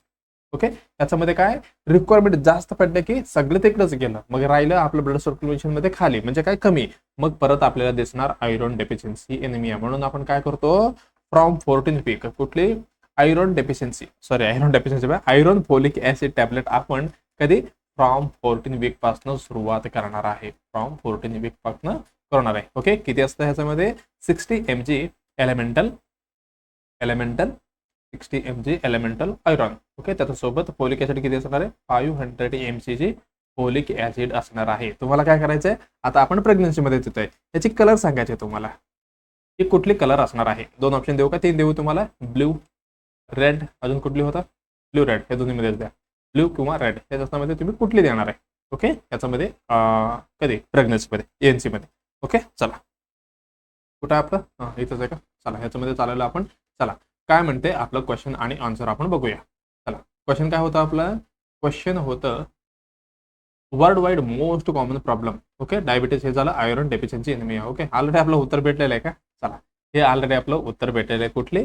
फोर्थ उत्तर आपलं एकदम बरोबर असणार आहे. डायबिटीज पण असतो, प्री एक्लेम्सिया, त्याच्या दोन्हीचं कम्पेअर केलं तर युटिया पण ह्याच्यापेक्षा जास्त असणार आहे, पण त्याच्यापेक्षा जास्त असणार आहे आपलं एनिमिया. एनिमियामध्ये पण कुठली? एनिमियामध्ये पण मोस्ट कॉमनली असणार आहे आयरन डेफिशियन्सी एनिमिया. ओके, चला मग आपलं उत्तर ऑलरेडी तरी भेटलेलं आहे. 4 नंबर. आता स्लाइड आहे का आपल्याकडे? चला स्लाइडमध्ये काय? Anaemia in pregnancy the most common काय प्रॉब्लेम वर्ल्ड वाईड मध्ये. हिमोग्लोबिन ज्यावेळी 11 पेक्षा कमी होतो, ज्यावेळी आपण काय म्हणतो काय? आता आपण जस्ट सांगितलं कुठली. ओके, हे कशाला आलं एक्स्ट्रा? हे जे IFA टॅबलेट आहे, आयरन फोलिक ऍसिड टॅबलेट, आपण किती डेली कंटिन्युअली 100 दिवस किती देणार आहे? एक टॅबलेट देणार आहे. इन केस ऑफ एनिमिया मध्ये, म्हणजे कुठली ही एनिमिया वगैरे झालं तर आपण दिवसाला 2 डोस देणार आहे. लेस दॅन 11 ग्रॅम पेक्षा काय DL पर त्यापेक्षा कमी असेल तर, लो हिमोग्लोबिन असेल तर आपण 2 मेडिसिन देणार आहे. Okay, Y so common? कशासाठी कॉमन आहे? आयरन नीड्स, ज्यावेळी प्रेग्नन्सीमध्ये खूप गरज असते आयरनची, त्यावेळी कमी पडते, मग ह्याच्यामध्ये ती दिसणार आहे. आणि पुअर डाएट, आपण आयरन घेतच नाहीये, आणि रिपीटेड प्रेग्नन्सी प्रत्येक म्हणजे काय गॅप वगैरे कमी ठेवलं की ह्याच्यामध्ये पण एनिमिया होण्याची चान्सेस असतो. आता नेक्स्ट कुठली? पॅरासिटामॉल आपण जस्ट बघितलं, आणि माल न्यूट्रिशन झालं. आणि 40 ते 50% pregnant woman anaemic world wide. बघा 40 ते 50% म्हणजे कसं म्हणू शकतो आपण, एक 100 ANC मदर घेतलं तर त्याच्यामध्ये वर्ल्ड वाईड मध्ये 40 ते 50 तुम्हाला भेटते. Okay, anaemia. पण आपल्या देशामध्ये 100 ANC घेतलं तर त्याच्यामध्ये 50 पेक्षा जास्त ANC कसं असणार आहे? म्हणजे काय? एनिमिया पेशंट असणार आहे. हे लक्षात आलं का? एवढी भयानक असणार आहे. म्हणून आपल्या भारताने काय आणले? एनिमिया मुक्त भारत एक प्रोग्राम आणले. ओके, त्याच्यामध्ये आपण काय करतो? आयरन प्लस इनिशिएटिव्ह, म्हणजे काय? त्याच्यामध्ये NIPI एक प्रोग्राम त्याच्यामध्येच येतो सगळे, त्याच्यामध्ये इनिशिएटिव्ह आहे. म्हणजे काय? एनिमिया मुक्त म्हणजे काय? आपल्याला मुक्त करायचंय. जसं आपल्याला कुठली TB मुक्त करायचं, त्याच्या सोबत आपल्याला एनिमिया मुक्त पण करायचं आहे. एवढं इम्प्लिमेंटेशन होईल प्रत्येक, तुम्हाला मला वाटते तुम्ही कोणी CHO असेल किंवा CHO होण्यासाठी तुमचं स्वप्न आहे ना, ते प्रत्येक CHO म्हणजे कुठली? आपलं बेसिक लेवल पर्यंत, सब सेंटर असो, PHC, प्रत्येककडे ही आपल्याला काय दिलेलं आहे? जे आपलं हिमोग्लोबिन चेक करण्यासाठी मशीन वगैरे किंवा आपली सगळी इन्स्ट्रुमेंट देऊन टाकलेले, म्हणजे काय? पटकन शोधायचं आणि ट्रीटमेंट द्यायचं आहे एनिमियासाठी. ओके, चला आपण खूप डिटेलमध्ये चाललो. इफेक्ट काय काय असणार आहे? मदरमध्ये काय काय दिसणार आहे? फॅटिग आणि वीकनेस दिसणार आहे, आणि प्री-एक्लेम्सिया पण होऊ शकतो, आणि पोस्ट पार्टम कॉम्प्लिकेशन पण होऊ शकतो एनिमिया असलं तर. आणि बेबीमध्ये LBW असू शकतो. बेबी म्हणजे काय? पेशंट एनिमिया असलं तर बच्चूने एवढी काय कंडिशन भोगावं लागते बिना काही केलं, म्हणजे काय काही नाही केलं तरी पण. ओके, प्रिव्हेन्शनसाठी काय काय करावं? IFA सुरू करावं लागेल. हे आपण 14th वीक पासून सुरुवात करते. बघा क्वेश्चन मध्ये तुम्हाला असं विचारलंय, बाबा कधी सुरुवात करणार आहे? तुम्ही सांगणार सेकंड ट्रायमेस्टर पासून. आता समजा तुम्हाला वीक मध्ये दिलेलं आहे, मग तुम्हाला पहिला टिक करायचा आहे 14 वीकला, बरं का? असं तुम्ही म्हणतील सर 3 महिने म्हणजे आपण 12 वीकला, 3 महिने सेकंड ट्रायमेस्टर म्हणजे इकडचं 3 झाले, आता 4था महिन्याला आपल्याला सुरू करायचं आहे. पण वीक मध्ये विचारलं तर तुम्हाला 14 वीक ही काय बेस्ट असणार आहे तुमचं उत्तर. हे काय? हेल्दी डाएट जायचं आहे, आणि डिवॉर्मिंग, कुठली डिवॉर्मिंगसाठी कुठली डाएट देणार आहे? अल्बेंडाझोल. हे काय? अँटीनेटल केअर वगैरे. ओके, उलटा पलटा झाले डायग्राम. काय यायचं? इथे काय? एनिमिया मुक्त भारत. ओके, त्याच्यामध्ये कुठले? नॅशनल आयरन प्लस इनिशिएटिव्ह, ह्याच्या अनुसार आपल्याला काय सगळी एनिमिया मुक्त करायचं आपलं भारत. ओके, चला आता नेक्स्ट MCQ काय म्हणते आपण बघणार आहोत. बघा नेक्स्ट क्वेश्चन काय म्हणते? Which is the abundant, abundant म्हणजे एकदम जास्त, which is the abundant calorie diet, ह्याच्यामध्ये खाली दिलेलं डाएट आहे, ह्याच्यामध्ये जास्त कॅलरी कशामध्ये भेटणार आहे तुम्हाला? कार्बोहायड्रेट आणि मिनरल, व्हिटॅमिन मध्ये, कार्बोहायड्रेट प्लाझ्मा मध्ये, कार्बोहायड्रेट फॅट आणि प्रोटीन मध्ये, कार्बोहायड्रेट आणि व्हिटॅमिन मध्ये. मग तुम्हाला काय करावं लागेल? हे सगळं हे करावं लागेल, डिटेलमध्ये बघावं लागेल. हा, मग इथंच बघा, एवढी काही मोठी नाहीये. अबुडंट ह्याच्यामध्ये, अबुडंट म्हणजे काय? अबुडंट काय होतं? अबुडंट कॅलरी डाएट. अबुडंट कॅलरी डाएट म्हणजे काय? जे डाएट आहे, जे डाएटमध्ये काय? डाएट दॅट प्रोव्हाइड मॅक्झिमम किंवा भरपूर प्रोव्हाइड मॅक्झिमम एनर्जी. एनर्जी म्हणजे आपल्याला कॅलरी द्यायला पाहिजे. एनर्जी म्हणजे कुठली? आपली कॅलरी. ओके कॅलरीज द्यायला पाहिजे, त्यालाच आपण काय म्हणतो अबुडंट डाएट म्हणतो. ओके ऑप्शनमध्ये काय केले, कार्बोहायड्रेट दिले, मिनरल्स दिले, विटामिन दिले. Okay carbohydrate, plasma, carbohydrate, fat, protein. मग ह्याच्यामध्ये आपल्याला असं ऑप्शन हुडकायचं आहे त्याच्यामध्ये जास्त कॅलरी. आपल्याला सगळ्यांना माहिती आहे काय कार्बोहायड्रेट आणि अजून कुठले आपलं प्रोटीनमध्ये किती असते कॅलरी सगळ्यांना माहिती आहे किती 4 म्हणजे काय 4 किलो कॅलरी पर ग्रॅम एवढी असणार आहे. आणि प्रोटीनमध्ये पण सेम 4 ओके 4ला ऑलरेडी लिहिलं का किलो कॅलरी पर ग्रॅम एवढी असणार आहे. आता राहिला कुठला आपला फॅट पाहू, फॅट कसं असणार आहे ह्याच्यामध्ये एकदम जास्त म्हणजे 9 किलो कॅलरी पर ग्रॅम एवढी असणार आहे. अजून काय पाहू होतं ऑप्शनमध्ये विटॅमिन आहे, मिनरल्स आहे. हे विटॅमिन आणि मिनरल्स मध्ये कसं असणार आहे 0 असणार आहे, 0 मिनिट 0 किती 0 असणार आहे कॅलरी. ओके चला आता ऑप्शन आपण बघूया. चला इथे आपण घेऊया ABCD आहे का ABC आणि D. ओके ह्याच्यामध्ये कुठल्यामध्ये जास्त होते आपण बघूया. चला कार्बोहायड्रेट म्हणजे किती 4 आले. नेक्स्ट मिनरल्स मध्ये 0, विटामिन मध्ये 0 म्हणजे ह्याच्यामध्ये 4 किलो कॅलरी भेटले. कार्बोहायड्रेट आणि कार्बोहायड्रेट 4 झाले. प्लाझ्मा हे नॉट अ न्यूट्रिएंट, हे न्यूट्रिएंटच नाहीये, नॉट अ न्यूट्रिएंट. मग राहिलं कुठलं इथं पण 4च भेटले. आता नेक्स्ट कार्बोहायड्रेटला किती 4, फॅटला किती 9, प्रोटीनला किती 4, 4 4 8 8 8 16 हे 17, हे 17 किलो कॅलरी झालं, हे 17 किलो कॅलरी झालं, हे 17 आहे बरं का. आणि कार्बोहायड्रेट 4 झाले आणि विटॅमिन 0 आता 0 4 झाले. मग आता 4 4 4 हे सगळे 4. आता राहिलं हिरो इथले 17 म्हणजे 17 जास्त का 4 7 म्हणजे 4 मोठा. मग ह्याच्यामध्ये आपल्याला भेटणार आहे अबुडंट म्हणजे मॅक्झिमम कॅलरी कशामध्ये भेटणार आहे हे तिसरा ऑप्शन मध्ये. म्हणजे आपलं उत्तर कुठली जाणार आहे, हे पण कॅन्सल हे पण कॅन्सल. मग कार्बोहायड्रेट फॅट प्रोटीन ही तिन्हीमध्ये किती ते फॅटमध्ये 9 आणि कार्बोहायड्रेट आणि प्रोटीनमध्ये 4 4 असणार आहे किलो कॅलरी पर ग्रॅम. ओके मग आपलं उत्तर जाणार आहे तिसरी उत्तर एकदम बरोबर. ओके एकदम इझी क्वेश्चन होते ना, दिसायला असं वाटायचं की बाबा मोठी क्वेश्चन आहे. ओके चला अबुडंट कॅलरी डाएट हे काय कॅलरी कार्बोहायड्रेट फॅट प्रोटीन मध्ये असणार आहे. आणि what is the abundant calorie म्हणजे काय डाएट प्रोव्हाइड म्हणजे काय त्याच्यामध्ये तुम्हाला जास्त कॅलरी भेटू शकते. त्याला आपण काय कशासाठी पाहिजे आपल्याला ग्रोथसाठी आणि डेली ऍक्टिव्हिटीसाठी, बॉडी फंक्शनसाठी, प्रिव्हेन्शन आणि अंडर न्यूट्रिशनसाठी. आणि calories are derived from the macro जे मॅक्रो न्यूट्रिएंट्स आहे हे पण तुम्हाला मी सांगितलं. ओके हे कुठले कार्बोहायड्रेट आणि फॅट आणि प्रोटीन हे मॅक्रोन्यूट्रिएंट म्हणजे काय आपल्याला ते दिवसाला जास्त गरज आहे आपल्या बॉडीसाठी, ह्याला आपण काय म्हणतो मॅक्रो. आणि मायक्रोमध्ये हे विटामिन मिनरल्स सगळं मायक्रो म्हणजे काय थोडी कमी गरज आहे आपल्याला. हे झालं त्याचं म्हणजे मेन सोर्स ऑफ हे 4 किलो कॅलरी झालं. फॅट 9 हे लक्षात ठेवा, फॅट 9 हे फॅटचं जे कॅलरी आहे कुठली WHO 2023 मध्ये विचारलेलं आहे हे क्वेश्चन. ओके खूप जणांनी चुकून आणले. म्हणजे काय माहिती आहे का जे आपलं फॅट आहे जे ऑइलमध्ये पण फॅट असतं पण त्यांनी कुठली तरी काहीतरी ऑइल म्हणून विचारलं होतं ह्याच्यामध्ये किती फॅट म्हणजे काय किलो कॅलरी असणार आहे किंवा किती असणार आहे एनर्जी. मग आपलं उत्तर जायला पाहिजे होतं 9. खूप जणांनी असं टिक करून आलं की नन ऑफ द अबव किंवा 4चे. ओके हे पण विचारू शकतो बरं का, असं इनडायरेक्टली क्वेश्चन बघा. याचं आपलं घेणं देणं नव्हतं का, ह्याच्यामध्ये आपण समजलं की फॅटचं किलो कॅलरी किती 9 असणार आहे. मग आपल्याला लक्षात आलं की त्यांनी कसं पण फिरून विचारत आहे आपलं उत्तर करेक्ट जाणार आहे. ओके चला हे काय प्रोटीनमध्ये काय 4 असणार आहे, ह्याच्यामध्ये मिल्क हे झालं, ह्याचं राईस वॉटर बघा इथं आहे बघा ऑइल आणि घी बटर नट्स हे विचारलंय ना. मग तुम्हाला लक्षात आलं पाहिजे ह्यांनी कशाबद्दल विचारते फॅट बद्दल विचारते. मग तुम्हाला ह्याची उत्तर किती द्यायचं आहे 9 किलो कॅलरी द्यायचं आहे. Okay provide energy from the carbohydrate fat protein abundant calorie diet. Okay चला स्लाइड पण आपलं झालं. आता नेक्स्ट MCQ कडे आपण कल्टी मारूया. चला राहिलं किती राहिलं आपलं. ओके लास्ट क्वेश्चन आहे. चला लास्ट क्वेश्चन संपून आपण ऍड करूया. सायन्स ऑफ अ सेपरेशन बघा काय म्हणते sign of a separation of placenta are following. खाली दिलेले सर्व बरोबर आहे, एक चुकीचं आहे. बघा काय काय दिलेलं आहे जे चुकीचं आपल्याला हुडकायचं आहे. Lengthening of the cord at a vulva म्हणजे काय जे लेंथ आहे कशाची अम्बिलिकल कॉर्डची जे वाढतंय. आणि gush of blood seen in म्हणजे एकदम तुम्हाला ब्लड दिसते तिथे. आणि fundus rises up to the umbilicus fundus चाललंय वरती म्हणजे काय हे आफ्टर प्लॅसेंटा डेरिव्हेज होणार आहे. ओके चला मग आपल्याला टेम्परेचर राईज म्हणजे काय टेम्परेचर राईज झालेलं आहे. ओके ही कुठली साईन नाहीये जे काय म्हणजे काय इंडिकेट करत नाही. म्हणजे काय बाकी सगळे 3 करते, एक असं आहे जे करत नाही इंडिकेट. मग बाकीचे काय इंडिकेट करायला पाहिजे sign of a separation of a placenta. मग आपल्याला थोडक्यात बघावं लागेल. बघा सेपरेशन ऑफ प्लॅसेंटा कुठं होते म्हणजे काय प्लॅसेंटा डिलिव्हरी कुठं होणार आहे. जशा पद्धतीने मला वाटते जे लास्ट काय होतं आपलं क्वेश्चन सेकंड पेरिनियमचं तुम्हाला विचारलं होतं. सॉरी पेरिनियमचं म्हणजे एपिसिओटॉमी तुम्ही कुठल्या स्टेजमध्ये करणार. ओके आता आपण बघूया लेबर मधलंच हे कशामध्ये होणार आहे. ही लेबर मधलं आपलं थर्ड स्टेजमध्ये होणार आहे. थर्ड स्टेजमध्ये नेमका काय घडतो, ह्याच्यामध्ये होतो प्लॅसेंटा डिलिव्हरी.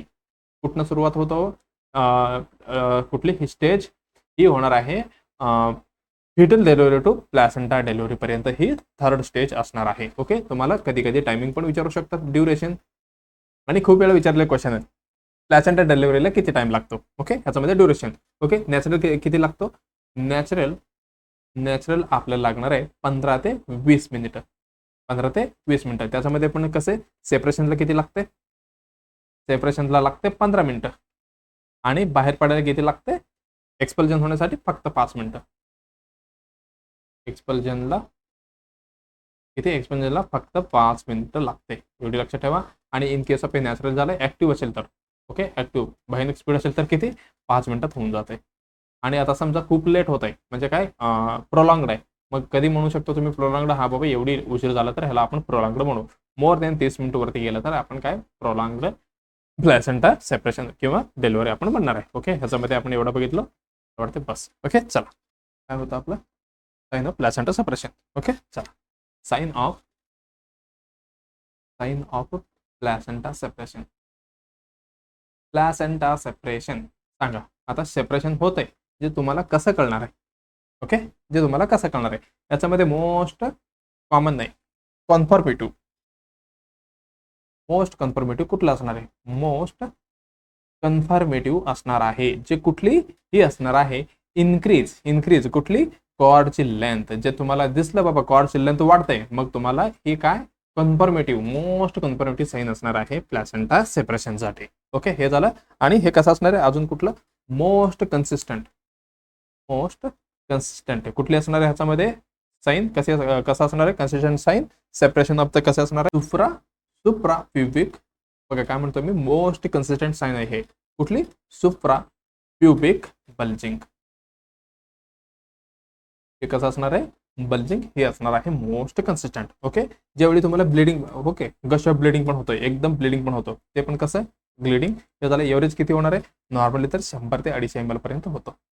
ओके, आता समजा मॅक्झिमम झाले म्हणजे किती, परत तुम्ही PPH 500 ml पर्यंत झालं की PPH समजून घ्यायचं आणि ट्रीटमेंट सुरू करायचं. ओके, ज्यावेळी जे युटराईनचं ते युटराईन नेचर, त्या म्हणू शकतो आपण फंडस आपल्याला चेक करायचे. कशाचे, युटराईन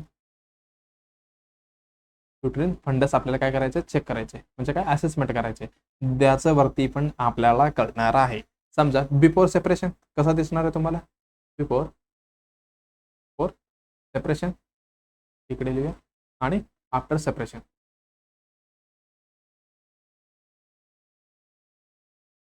ओके, हे आपण बघणार आहे. ओके, बिफोर कसा दिसणार आहे, बिफोर दिसणार आहे डिस्कॉर्डल. कसा दिसणार आहे, डिस्कॉर्डल. बघा ह्याच्यामध्ये पण हार्ड दिसतो बरं का, आणि ह्याच्यामध्ये पण हार्ड दिसतो आपल्याला, कुठली, ही युटराईन फंडस. पण ह्याच्यामध्ये कसं असणार आहे, नंतर ही असणार आहे ग्लोबुलार. ही कसं असणार आहे, ग्लोबुलार. आणि त्याच्यानंतर काय, ह्याची हाईट कमी होतो, डिक्रीज द हाईट. आणि त्याच्यानंतर ही काय होणार आहे, त्याच्यानंतर हाईट वाढणार आहे.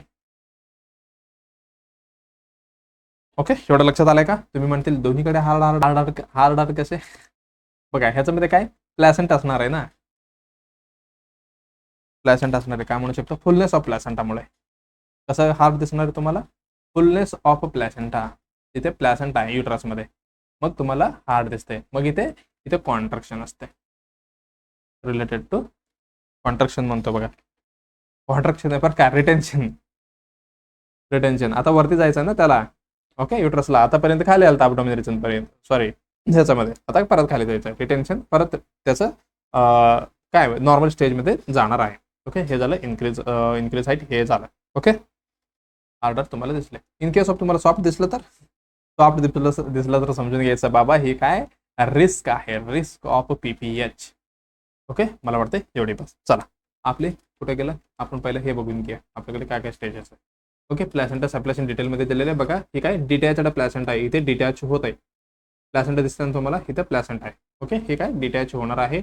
आणि ह्याच्यामध्ये काय, ब्लिडिंग एरिया इथं दिसते तुम्हाला प्लॅसेंटा, आणि इथं अम्नियोटिक फ्लुइड आहे, इथं ब्लिडिंग दिसते तुम्हाला, पल्ज ऑफ ब्लिडिंग. ओके, इथं कॉन्ट्रॅक्शन होते बघा. आणि हे काय, अम्नियोटिक फ्लुइड आहे, अम्बिलिकल कॉर्ड आहे. ओके, अम्बिलिकल कॉर्डची लेंथ जास्त झाली की समजून घ्यायचं बाबा हे काय, प्लॅसेंटा सेपरेशन होत आहे. बघा ऑप्शनमध्ये काय काय दिलेलं आहे, लेंथनिंग ऑफ द कॉर्ड आठवा, एकदम कन्फॉर्मेटिव्ह. कसली, मोस्ट कन्फॉर्मेटिव्ह असणार आहे. ओके, आता गश ऑफ ब्लड हे कसं असणार आहे, म्हणजे एकदम ब्लड एकदम दिसलं तर कसं इथे ब्लिडिंग दिसतंय तुम्हाला, सेपरेशन झालं की इथे ब्लिडिंग होणार आहे, मग ही पण इंडिकेटिव्ह असणार आहे. आणि fundus rise up to the umbilicals, yes ही परत चालले म्हणजे काय, प्लेसेंटा सेपरेशन झाले आता वरती चालले. Temperature rise, normally temperature rise होतो, पण हे इंडिकेटर आहे का, म्हणजे काय ही साईन आहे का कशाची, काय बघतो आपण, प्लॅसेंटा सेपरेशनची, प्लॅसेंटा सेपरेशनची, not a sign of a placenta separation. मग हे कशाचे, हे इन्फेक्शनचा असू शकतो बरं का, इन्फेक्शन की असू शकतो किंवा फिवर आलेला आहे पेशंटला. ओके, ही काय इंडिकेटर किंवा साईन नाहीये प्लॅसेंटा सेपरेशनसाठी. मग आपले उत्तर ह्यांनी काय विचारलं होतं, एक्सेप्ट. मग आपलं उत्तर चौथा एकदम बरोबर जाणार आहे. ओके, चला मग आपलं आजचे एमसीक्यू संपले. तर आपण काय करूया, हे पण बघितलं का, sign of placenta separation third stage of labour मध्ये असतो. हे indicated that the placenta has a separate from the uterus wall is ready. बघा काय lengthening of the umbilical cord, umbilical कॉर्डचं लेंथ जास्त झालं की समजून घ्यायचं बाबा काय हे आता प्लॅसेंटा सेपरेशन होत आहे. आता अजून काय म्हटले, सडन गश ऑफ द ब्लड, म्हणजे काय ही प्लॅसेंटा ही सेपरेशन झालं एंडोमेट्रियम पासून, तर त्यावेळी पण ब्लिडिंग होणार आहे. युटरस बिकम द फिर्म हार्ट ग्लोबुलार दिसणार तुम्हाला. युटरस ठीक आहे, युटरस हे दोन्ही सेमच आहे वाटते. Okay, fundus move upward, uterus rise in the abdomen, fundus परत परती जाणार आहे. Change in the uterus shape of the discord into globular मध्ये होते. बघा अगोदर डिस्कॉर्ड होते, त्याच्यानंतर ग्लोबुलार होणार आहे. ओके, एवढं लक्षात आलं. चला तुमच्यासाठी काय क्वेश्चन आहे बघा, काय MCQ, pulse polio immunisation cover.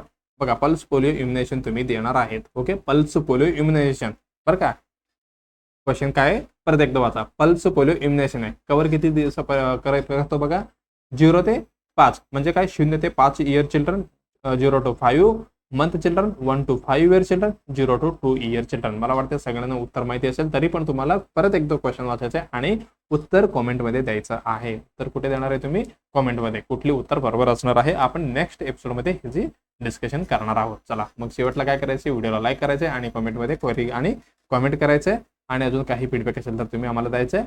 आणि जे मित्र आणि मैत्रिणी किंवा ज्युनियर सिनियर कोणी पण असो तुमचं रिलेटेड, म्हणजे काय नर्सिंग रिलेटेड, त्यांना आपली चॅनलचे रेफर करा आणि सबस्क्राईब करायला विसरायचं नाही, आणि बेल आयकॉन पण. ओके, चला मग आपण नेक्स्ट व्हिडिओमध्ये परत आपण लवकरच भेटूया. तेपर्यंत तुम्हाला काय करायचे, कंटिन्युअली स्टडी करायचं, डिस्ट्रॅक्ट व्हायचं नाहीये, आपल्याला सेल्फ मोटिवेटेड राहायचं. असं नाही बाबा आणि आज मी मोटिवेशन व्हिडिओ बघितलो, आज 2-3 दिवस अभ्यास करणार आणि परत चौथ्या दिवशी तेच काम करणार, असं नाही व्हायला पाहिजे. आपल्याला काय करायचं, कन्सिस्टन्सी मेंटेन करायचे, डेली अभ्यास करायचा आहे. ओके, चला आपण लवकरच भेटूया नेक्स्ट एपिसोडमध्ये. धन्यवाद.